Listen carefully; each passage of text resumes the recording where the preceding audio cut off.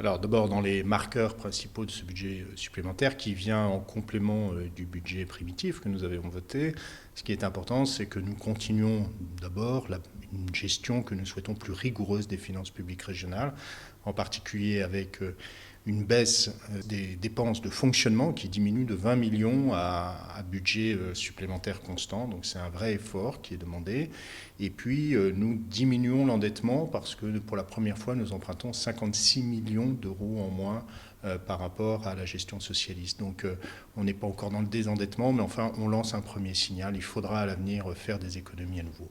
Pour autant, nos marqueurs sont là, on agit en particulier à travers ce budget supplémentaire sur la ruralité, avec le pacte sur la ruralité, qui a été vraiment l'axe central de cette session, parce qu'on considère qu'il y a une fracture territoriale et qu'il ne faut pas opposer ville et campagne.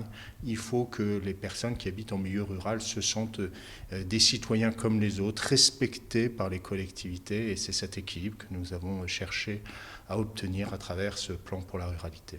Et à travers ce budget supplémentaire, c'est d'autres actions concrètement qui sont lancées à travers ce qu'on avait voté avec le Grenelle de l'apprentissage.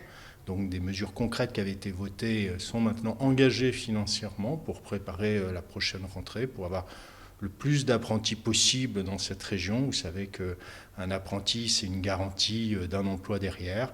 On compare souvent avec l'Allemagne. Il y a 3 fois plus d'apprentis en Allemagne et il y a 3 fois moins de chômage des jeunes en Allemagne. Donc il faut vraiment que la région des Pays de la Loire redevienne la première région de France en termes d'apprentissage. Donc des mesures concrètes qui sont mises en place. Et puis un plan pour la mytiliculture.